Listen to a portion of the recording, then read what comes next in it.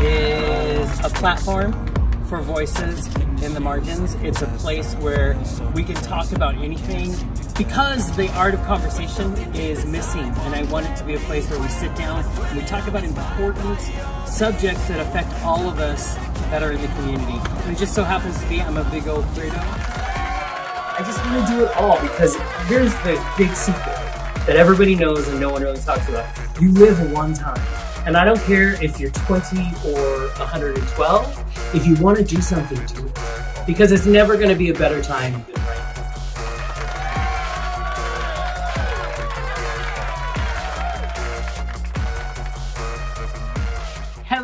Hello, everybody. This is super exciting. As you can tell, we're in the new studio, which we love so much. And this is the first time I've been in the studio not doing all the other podcasts that we do. This is the first time where Jonny and The QueerCentric are back at you. And I'm so excited because before I get into anything you need to know if you're in Spokane, I want to bring a really good friend of mine on who has been not only a friend of mine, but a friend because of the show, has been a guest with me on any version for like over a decade. I went and like counted. And I'm like, first of all, I'm not that old. Second of all, over a decade. You've been on the show so many times. So we want to bring on this amazing sex and relationship therapist out of Brooklyn. Also an author of some amazing books that I have and you should get. Also a highly sought after public speaker. And if you're in Spokane, he actually is going to be in the area on Saturday the 28th. At 2 p.m. he's giving a talk at the beautiful redone downtown library. So definitely do that. It's Prep Talk. Also, he has his own successful show called Tub Talks with Damon. Listen, it doesn't get better. We're so excited to have back to the show Damon L Jacobs. Hello! Thank you, Jonny. You're always so good for my ego, and thank you. I'm profoundly honored by your kind words, always. Oh, of course. Yeah. And all of it's true. That's the exhausting part about it. It's that all of that is exactly what's going on. Oh. And we're going to be talking probably a little bit of everything today. Good. But, and really quick, before we move on, I would be remiss if I did not say, remember everybody, I've been talking about supporting community, supporting your local community, supporting the arts and culture, because if you don't support them, they go away. Mm-hmm. And so, of course, we had the opening of Broadway season here with Sondheim's Company. It was frickin' brilliant. Mm-hmm.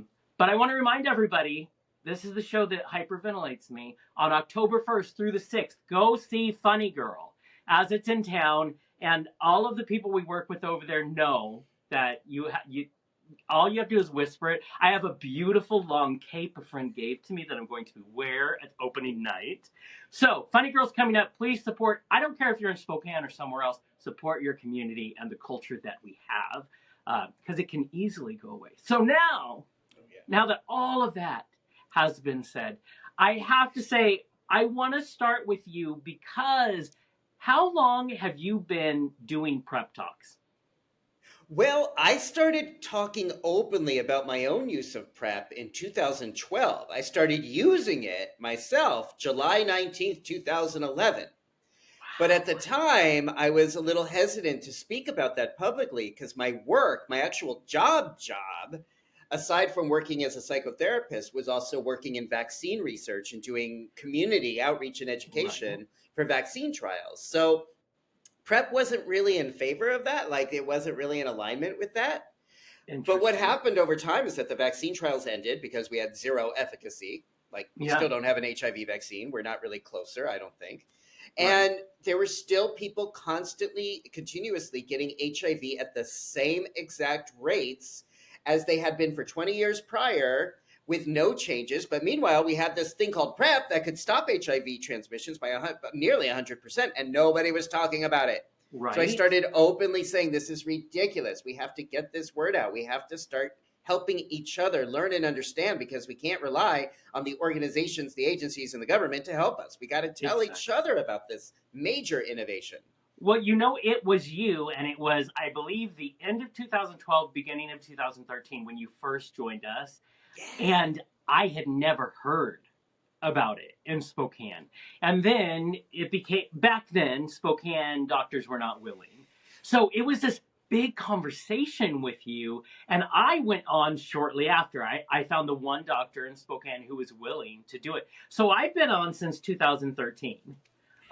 Yeah, and never had a bad, like, all it's done for me is good stuff. You know what I mean? Yeah. So it's fascinating, but I have to tell you, with the onset of new apps and stuff, you have more conversations with people. There is still, which is shocking to me, after this long, there is still a number of individuals who either don't know what you're talking about or don't want to know what you're talking about. Mm-hmm. There's still this there's this idea that it allows more permissibility of being sexually open. And so some people still, in 2024, do you ever run into that when you're out and about and doing your thing? You know, in this point, not really. I have to say, like New York City or when I'm traveling, I haven't really found that anymore. It is true, though. It's still out there. The stigma is still out there because we're still living in a puritanical religious country. And as long as this culture in the United States is pervasively anti-sex, anti-pleasure, we're still going to see these areas where people reject sexual pleasure and health.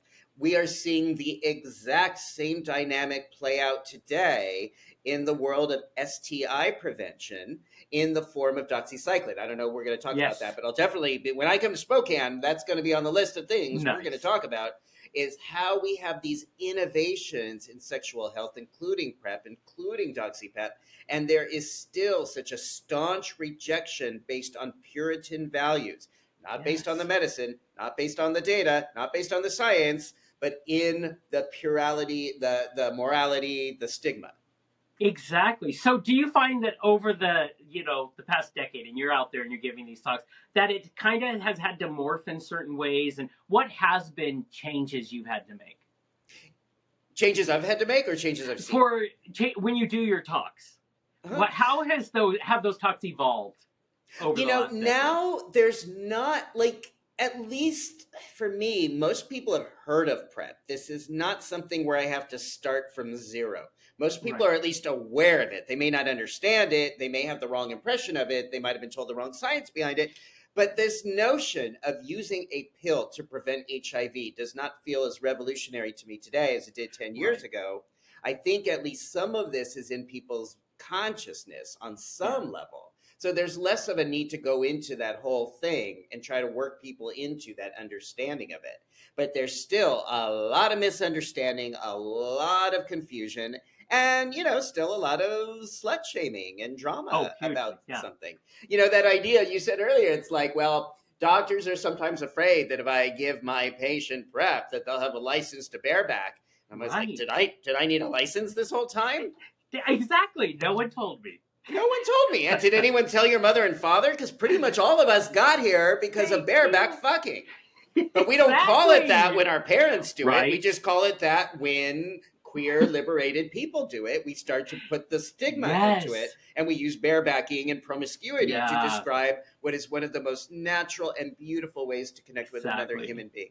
Exactly. And because I think that we've worked so long in culture at times, people have worked so long to add shame to those words. Like, you don't have to say you're slut shaming, but if you use the words barebacking, there's this automatic, like, oh, did anybody hear me say that? You know what I mean? So it's fascinating. I recently produced a live underwear fashion show with just a bunch of guys from the community, all shapes and sizes. I want it to be empowering. I wanted it to be something that was fun for everyone. We had a lot of sponsor backing, and I had a lot of emails telling me how I was disgusting.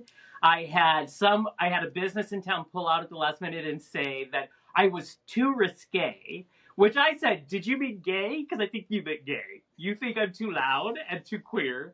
But it was fascinating to me. But even people in our own community saying, what are you doing putting us out there like that? And I'm very interested in this idea of talking about choices that a grown adult makes in their life. They should be able to make choices. They don't have to be your choices.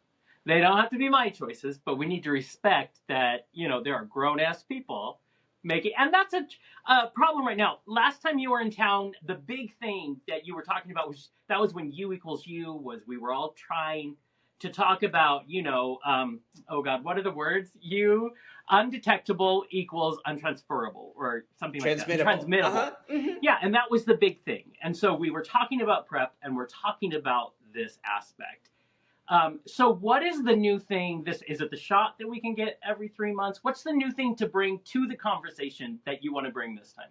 Well, I have to say, I've been working in this field now for 32 years almost. This is the most exciting time. This is the most exciting moment to be working in the field of HIV prevention and sexual health, because we do have so many opportunities to minimize, if not extinguish, any sort of risks, so to speak, Right. and to really enhance and focus on prioritizing pleasure and connection and joy in our human connections with one another. So last time I saw you in Spokane, there was really only one way that we could enjoy PrEP, and that was in the form of a pill called Truvada in the US. Yeah. Now, well, first of all, Truvada went generic in 2020, which means it became a lot more accessible and affordable for a lot more people. Exactly. There's another FDA-approved strategy in a pill format called Descovy that was approved in 2019. Right. And for some people, that's an advantage. For some people, it's a disadvantage. But the point is we have choice. In 2021, Aptitude, maybe 2022, I better know this before I do this talk, is that there was another FDA-approved thing that you referred to is the injection. We now have an FDA-approved injection that's an 8-week injection for people who don't want to take pills or can't take pills. They can get this safe and effective injection that will protect against HIV, again, pretty much nearly 100%, which is pretty close you can get in science. The other good news, I was just at the U.S. conference on HIV and AIDS this week, just got back the other night. And one of the sort of news items that was led there is that the preliminary results on another trial that's looking at a 6-month injection is very, very promising. The data is very, very strong. It seems to be in alignment with everything else we already have, meaning 100% or nearly 100%. And it is quite possible that by this time next year, the FDA will approve this or be close to approving this, which means we'll have another option for PrEP to get a 6-month injection. Now, although I said earlier, I don't know if we're ever going to see an HIV vaccine in our lifetime. Right. I think sort of the compartmentalization between PrEP and vaccines is getting smaller and smaller and smaller. Because if I can go to my doctor's office and get a shot and it's good for 6 months, that's pretty darn close to a conceptual vaccine. Right. Well, it's amazing. And friends will talk to me who maybe they've never been on PrEP, and everybody's like, oh, did it like wreck you? Does it? And I'm like, I have never had any issues. And so I had a long conversation with my doctor about the shot. I don't have a problem taking pills because I just do take pills, but I know for a lot of people it's an anxiety, right? So it does open up more options. I do want to ask, so is there during a talk like yours, like we're going to see you on the 28th, September 28th, everybody. What is your most common question you get asked? Well, gosh, the common questions are typically from consumers or potential consumers of PrEP is about side effects. What are the potential harms or risks of using this innovative way to prevent HIV? Of which, at this point now, we've had, these drugs are not particularly new. They have been studied before. Right.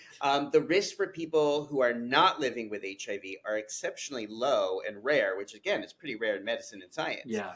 For people who have been using Truvada or the generic equivalent, there's a very small chance they might have a kidney interaction with that, which is why doctors are going to monitor your kidneys. For people utilizing Descovy, there is a small but enough of a risk that on an increase of LDL cholesterol. So doctors are encouraged to keep an eye on that and look at weight gain that people may experience while they are using Descovy. Again, these are rare, but they can happen. Right. With Apretude, again, I don't really know. I have to get better at this, but there's really, I mean, other than just some nausea or soreness at the site of injection, Right. there have been very, very rare, if ever, side effects reported. And that's important for people to know. Yeah. That Well, it and at just the doesn't same, really happen that those often. kidney, I want to say, first of all, I love knowing because I want to be, I want to make my decisions based on all the things that I know, right? But I will say, the kidneys and stuff, I don't think about it because I'm like, every time I take, Advil, I am running the same risk. So if I'm willing to do that, and this, you do your little list, and I feel like the strengths of this also are strong for me, then I'm not in, however long we've been on it now, had any, 11 years, any Right. things. And so to me, it's worth it. But it is important to know, even if it's 1%, these things are out there. It's rare, but it's important for people to know and make their Yeah. decisions accordingly. The other question I get asked all the time is, what about the other STIs? Oh, yeah. Yeah. All STIs matter. So, Yes. the biggest fear with PrEP, or at least the biggest alarm that was sounded by the Puritans was, oh, well, you can't enjoy sex without fear. If you're not afraid of HIV, then you have to be afraid of syphilis, chlamydia, and gonorrhea. Well, guess what we have for that now? Yes. This is a big thing. So this is the huge thing, and this is why I'm so excited about this talk, and this is why this is the best time to be working and practicing sexual health, is that we actually have data-driven science now that prevents these things. Not perfectly, but significantly. Right. We have learned that use of a generic antibiotic that has been with us since 1967, called doxycycline, which many people might be familiar with because it's been prescribed for a lot of other things: acne, malaria, Lyme's disease, bronchitis, gum disease, and just general stuff doctors can't figure out. Often give doxycycline to cure bacterias. It just turns out that this common, globally accessible antibiotic also prevents chlamydia, gonorrhea, syphilis in a significant way. And here's the good news. For these other ailments I described, most of the time, if you're given doxycycline, you're told to take 1 to 2 doses a day for maybe weeks at a time. Right. When it comes to preventing STIs, you are only being asked to take 2 pills, or rather 200 milligrams, one time between 24 to 72 hours after being exposed. Just 2 of these pills in and of themselves significantly reduce the likelihood that we would get gonorrhea, syphilis, or chlamydia when using these pills as directed.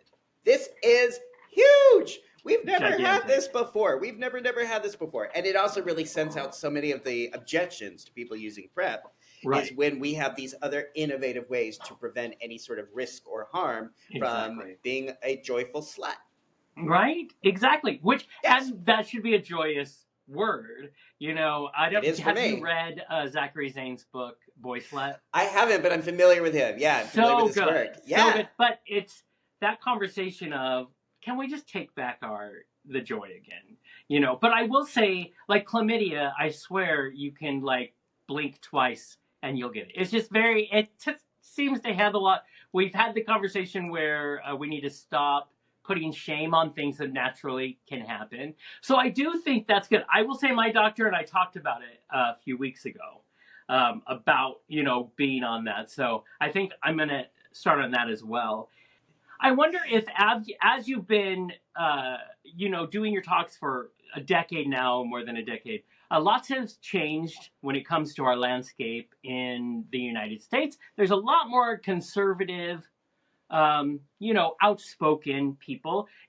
Spokane tends to be one of those places. We are way more red over here because we're closer to Idaho.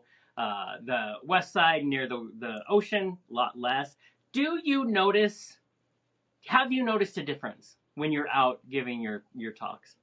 Well, the thing is about PrEP now, as well as DoxyPEP and U equals U, is that we have a lot more data than we did 10 years ago. Right. So people can have their opinions, and I welcome them. to show up September 28th. And let's talk about these things. Let's talk about the disagreements and debates and concerns people have. And I take people at face value. Right. If somebody asks me a question, I assume that they're asking it with the best intentions, that they're honestly asking a question or wanting to talk about something that's troubling to them. I totally believe in making space for these conversations. However, and we have data about how effective these innovations work.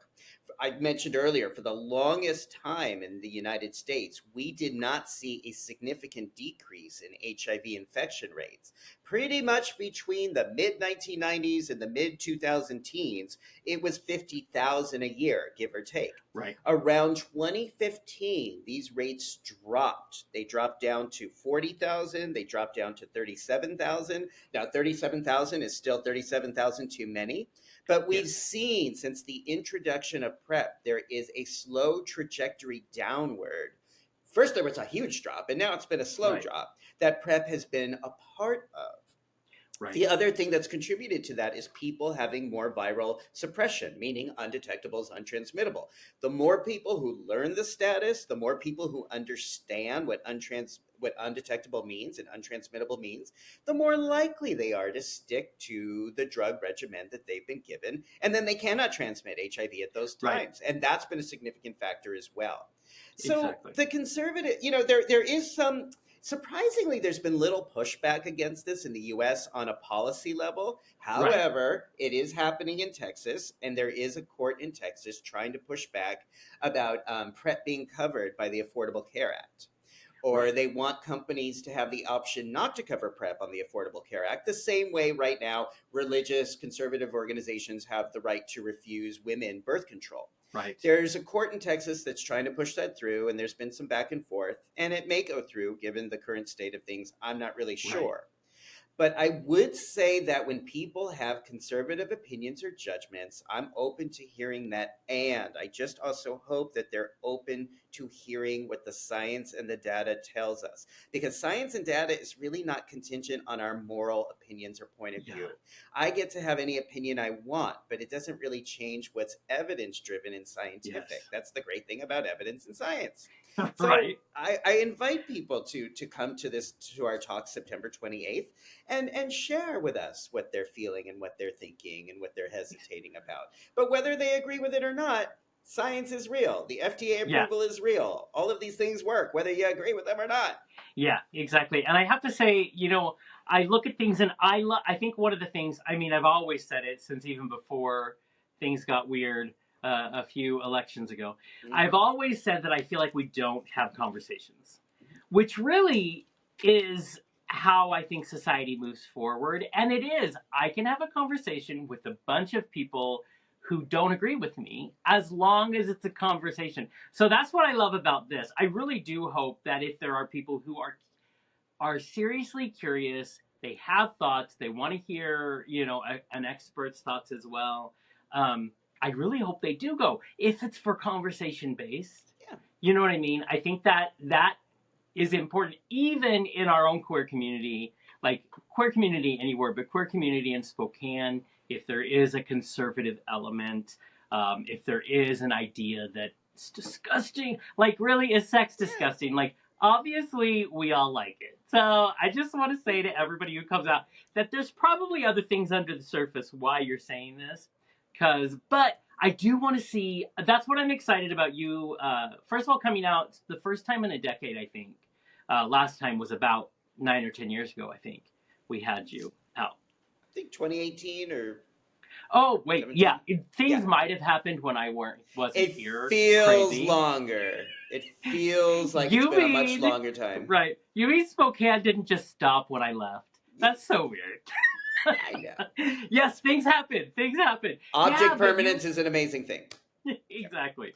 But these are what I'm hoping for. So on that day, like we said, I have all my little notes here. Saturday, September 28th at 2 o'clock. We'll put this on our website as well, but you can RSVP at 509-844-1758, or you can just email support at san-nw.org.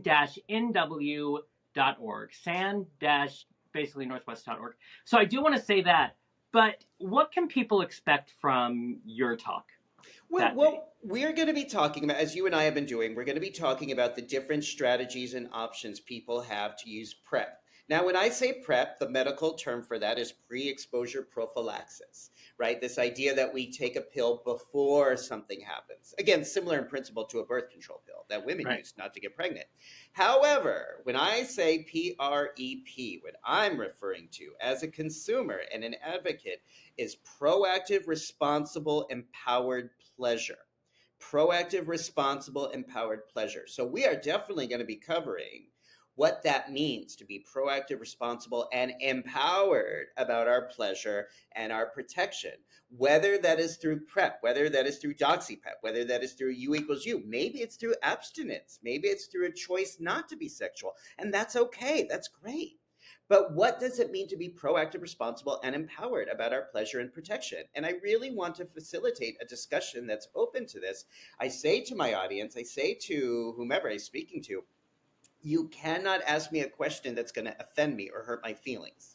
It is okay. There is no such thing as a dumb question, and you are not going to offend me or shock me at all if you ask me a question or you don't use sort of the so-called right language. That's again, Right. like you referred to earlier, what I really want to do is what you said is to facilitate discussions that are open, that allow people to perhaps open up their minds and open up their hearts to a point of view they hadn't considered. And I do the same thing. I'm really open to hearing other people's point of view. Yeah. I know this freaks out a lot of folks, and it's not always based in religion, it's often based in trauma. Many people who survived the early days of the HIV/AIDS crisis, who lost their friends and partners and Yeah. loved ones and communities to AIDS, back when we had no way to prevent it and no interventions, are often very traumatized and scared by these concepts we're talking about. The option to connect and have penetrative sex without condoms, without death or disease, is very, very threatening for people. And I don't Yeah. take that lightly. I really do, honestly, and respect and take that seriously. Right. And is there a pathway by which we can practice going forward in healing, not forgetting, but healing through that, using some of the scientific innovations available for us today? And maybe there is, and maybe there isn't. But in the 12 Right. years I've been doing this talk, there are a lot of people that are on board and at least open to saying, maybe Right. it's time to stop being triggered by sexual power. Yes. But I think you're right. And like you said, if we lived through that very hard time in the 80s, that was awful and felt like a war, to be honest. Also, but my trauma is very much in that religion area of life. But there are people, and that's why you talk about it. You know, it is when we're silent that it festers, you know, and it can be, you know, and in the end, I will say I never worried about my access to PrEP. We're very lucky to be in Washington State. It is covered by Washington State. Our governor is very pro that. Until the Supreme Court took away a woman's rights to, you know, for abortion, for choice, for all of that, that's when I was like, oh crap, like this could happen. Because it is easy to take things for granted. Honestly, you know, we should have been able to take that for granted, but I get it. But yeah, so I know it wasn't until that moment that I realized, oh, this is important. And so it's Yeah. important to talk about it and to support each other. You know what I mean? Absolutely. And yeah, you're right. Like when we see this trajectory happening to women and sexual health, we know the gays are next. Yep. Yep. And it's always been that way. So, you know, I think again where PrEP is interesting is that it hasn't really been a political football the way Right. reproductive rights have been, but it certainly could be. And there's Yeah. areas, you know, again, with the Texas case, it very well might be Yeah. in the years ahead. So, And you know, I think what really the threat is dismantling the Affordable Care Act. yes. And Yeah. that's something we all want to be very aware of. Exactly. They're talking about it right now on the Hill. Lots of pieces of it. So yeah, I think that's very important. But what's more important is it doesn't. I encourage you to just have a conversation. Like get out there and talk to each other. You know, I think even COVID, when it, you know, made us all hide in our houses because we had to, I think it's still recovering from getting out there and talking to each other And so I'm really excited that people can come out. I do want to remind everybody that Prep Talk with Damon L Jacobs is happening Saturday, September 28th at 2 o'clock. It is at the library on Main Street, so it's the main library right downtown. It's going to happen on the first floor. We've been there many a times. Do RSVP. Let them know you're coming. RSVP at 509-844-1758. The lovely people at SAN have worked hard to put this together for all of us. So let's take advantage. You can email if that's easier. Email support at san-nw.org.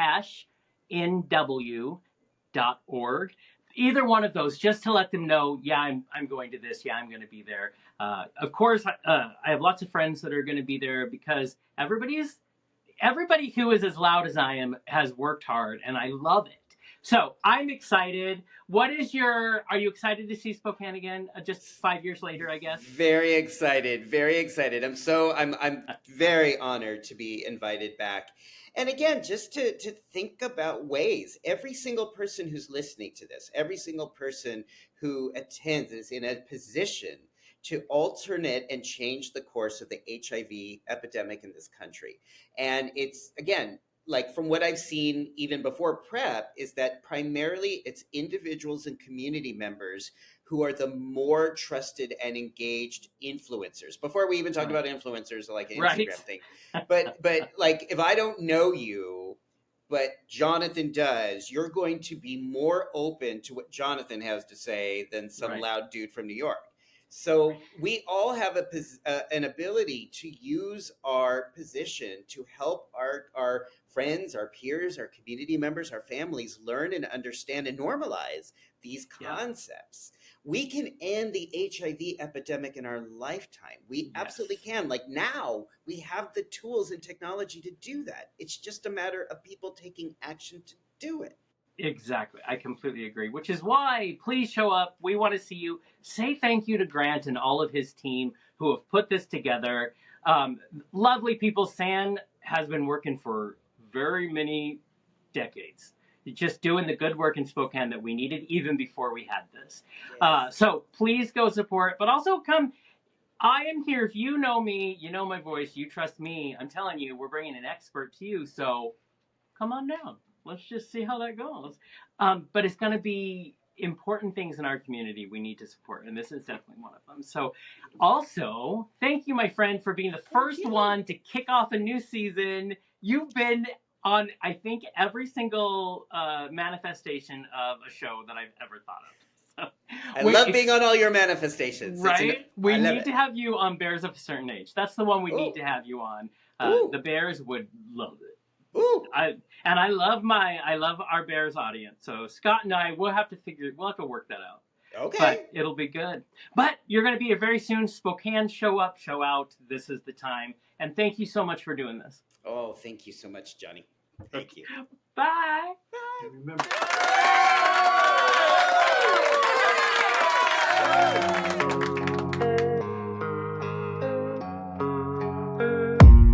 I don't really know what comes next. I'm just doing my best, even though I'm so stressed out. Everything just feels like a test that I fail, so depressed when I can't seem to get out.